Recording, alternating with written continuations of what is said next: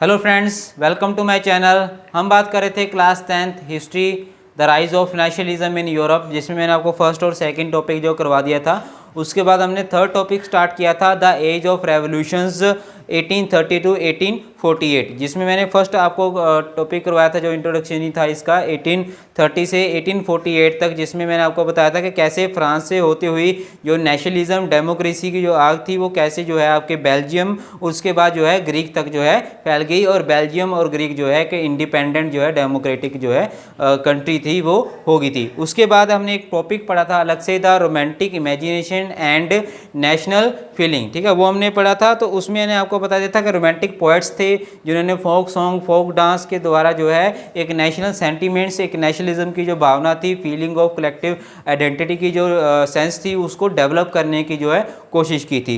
अब उसी का जो है 3.2 टॉपिक है, वो है आपका hunger, hardship and popular revolt. ये आपका है ये आपका 3.2, ये 3.2 टॉपिक है आपका hunger, hardship and popular revolt. अब इसमें आपको जैसे हेडिंग से ही पता चलता है कि ये काफ़ी मुश्किलों का दौर रहा है और यहाँ पे रिवोल्ट भी हुए हैं, ठीक है। हंगर, हार्डशिप रही है, भुखमरी रही है, ठीक है, काफ़ी ज़्यादा लोगों को सहना पड़ा और उसके चलते हुए क्या हुआ, रिवोल्ट हुए। ये आपको टॉपिक से ही स्टार्ट हो रहा है, तो एक ये आसान सा टॉपिक है, आपको अच्छी तरह से समझ आ जाएगा, ठीक है। स्टार्ट करते हैं द 1830s, ठीक है। 1830 के जो दौर था were year of great economic hardship. Economic hardship means क्या है, वहाँ पे जो आर्थिक तंगी आ गई थी, कहाँ पे, यूरोप में। यूरोप में के कॉन्टिनेंट है उसमें तंगी आ गई थी, किसकी, इकोनॉमिक हार्डशिप, मतलब वहाँ पे आर्थिक व्यवस्था पूरी तरह से बिखर चुकी थी। ओके, हार्डशिप जो आई, इकोनॉमिक हार्डशिप आई, उसका कारण क्या रहा, उसका मेन रीज़न था increase in population,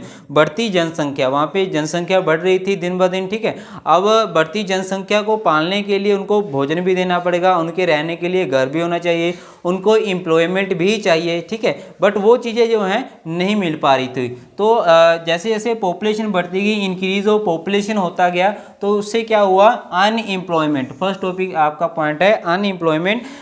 it means क्या है, more secure of job than employment, मतलब लोगों जितने जो जॉब हैं उससे ज़्यादा लोग क्या है जॉब ढूंढने में लगे हुए थे। सपोज कर लीजिए आपके पास 50 जॉब्स हैं, 50 वैकेंसी है, पर ढूंढने में कितने लगे हुए हैं, 110 लगे हुए हैं, तो क्या है, या 150 लगे हुए हैं, तो जॉब तो 50 है आपके पास, तो 50 को जॉब मिलेगी, तो बाकी के जो 100 हैं वो क्या करेंगे, अनएम्प्लॉयड रह जाएंगे, जिनको जॉब नहीं मिलेंगी। तो ऐसे में कहाँ क्या आ गया, वहाँ पे बेरोजगारी आ गई। तो बेरोजगारी के चलते लोग क्या है, माइग्रेशन होने लगी। माइग्रेशन मीन्स लोग गाँव से निकलते जो है स्मॉल टाउन या स्मॉल विलेजेस से निकल कर वो रूरल एरिया की तरफ जाने लगे, जहाँ पर उनको स्लम एरिया, मतलब झुग्गी झोंपड़ियों में, बस्तियों में, ऐसे ओवर क्राउडेड जो स्लम्स थे एरिया, वहाँ पे रहना पड़ा, जहाँ पर जो है एक अच्छा वातावरण उनको नहीं मिल पा रहा था। तो माइग्रेशन हुई, migrate from rural area to cities, migration हुई, और इसी के चलते हुए जो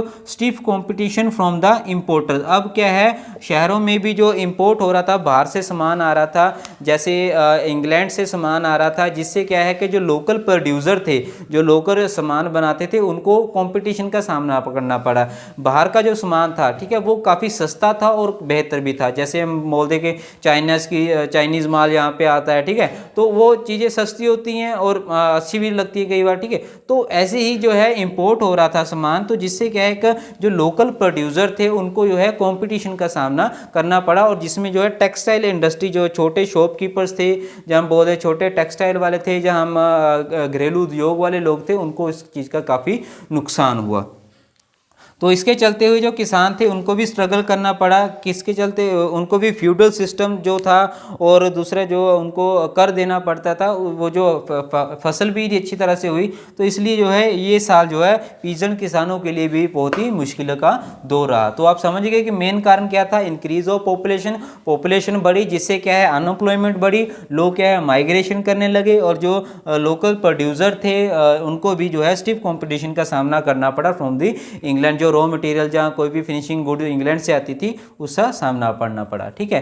तो उसके साथ ही दूसरा कारण क्या था रिवोल्ट होने का, वो था the rise of food price. The rise of food price and second था आपका ईयर ऑफ बैड हार्वेस्ट। ठीक है, उन सालों में क्या हुआ कि जो बैड हार्वेस्ट मीन जो फसल हुई वो फसल भी खराब हुई। अब फसल खराब होने से क्या है, फसल की पैदावार कम होगी। ठीक है, पैदावार कम होगी तो क्या है, द राइज ऑफ पैदावार कम होगी तो उसकी कंजम्पशन तो उतने लोग ही कर रहे हैं। मान लीजिए 100 लोग हैं यहाँ, ठीक है 100 लोग हैं, अब 100 लोगों की कंजम्पशन के लिए आपके पास जो है सिर्फ जो है 50% जो है अनाज है, क्योंकि 50% तो बैड हार्वेस्ट के कारण खराब हो गया, खत्म हो गया। अब 50% जो आ रहा है और बाकी के जो 50 लोग हैं वो कहाँ जाएंगे। इसलिए जो है अगर पैदावार कम होगी तो जो फूड के प्राइस है वो ऑटोमेटिकली क्या हो जाएंगे, ज़्यादा हो जाएंगे। यहाँ पर इकोनॉमिक्स में भी पढ़ते हैं, जैसे ही डिमांड बढ़ती है और प्रोडक्शन कम होती है तो जो है रेट बढ़ जाते हैं। ओके, तो वही फंड यहाँ पे था, बैड हार्वेस्ट हुई और पॉपुलेशन बढ़ी। देखते हो कि एक तो बैड हार्वेस्ट हुई और दूसरी क्या है, पॉपुलेशन इंक्रीज कर गई, तो जिससे क्या है फूड की डिमांड ज़्यादा होने लगी और जिससे क्या है फूड के प्राइस ज़्यादा बढ़ गए। तो ये भी एक कारण था रिवोल्ट का। 1848 में भी ऐसा रिवोल्ट हुआ। 1848 में रिवोल्ट हुआ जिसमें फूड शॉर्टेज एंड अनएम्प्लॉयमेंट थी, जैसे मैंने आपको बता दिया। तो लोगों ने क्या किया, लोग रोड पे उतर आए, सड़कों पे उतर आए अपना विद्रोह करने के लिए। अब विद्रोह किसके खिलाफ हो रहा था, जैसे लुइस फिलिपी, जिसको मैंने आपको बताया था ना, जो आपका कॉन्स्टिट्यूशनल मोनार्ची के टाइम जो है लुइस फिलिपी को जो है यूरोप का वहाँ पे फ्रांस में बिठा दिया गया था गद्दी पे, तो कॉन्स्टिट्यूशनल मोनार्ची के दौरान। तो लुइस फिलिपी के जो है खिलाफ वहाँ पे विद्रोह हुआ और उसको वहाँ से भागना पड़ा, अपनी जान बचाकर लोगों ने उनके ऊपर हमला कर दिया था। तो जिससे क्या है उसके बाद क्या है, नेशनल असेंबली आई। उसके बाद national assembly proclaimed as a republic, national assembly को रिपब्लिक बनाया गया और जिससे चलते हुए लोगों को जो है फूड और जॉब्स के जरिए जो है उनको राइट्स जो हैं दिए गए। सो ऐसी ही एक स्टोरी आपको बताई गई है, the story of weaver in Silesia. ठीक है, सिलेशिया के वहाँ पे आपको आ सकता है क्वेश्चन 3 मार्क्स में।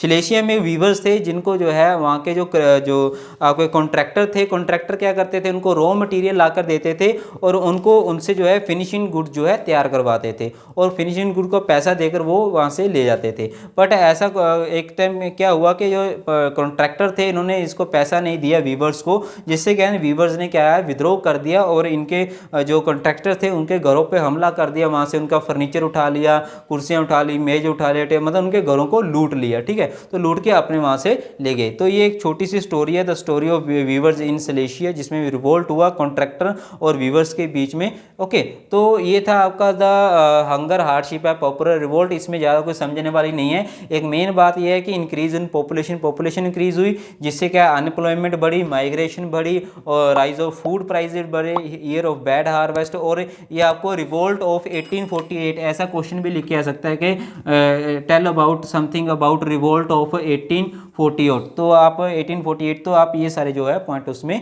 मेंशन कर सकते हैं। और नेक्स्ट जो हम टॉपिक स्टार्ट करेंगे वो था आपका जर्मनी की यूनिफिकेशन और इटली की यूनिफिकेशन कैसे हुई। अब ये एक नया दौर शुरू हो जाएगा, तो आपने नेक्स्ट वीडियो को ध्यान से देखना है और इस वीडियो को आपने अच्छी तरह से समझ लेना इस टॉपिक को, ताकि जो आपके एग्जाम में अच्छे मार्क्स आ सकें। और इसको आप एक कॉपी पे ऐसे ही पॉइंट जो है बनाकर लिखना। सो होप वीडियो पसंद आई होगी आपको। लाइक और सब्सक्राइब करना मत भूलिए। Thank you very much.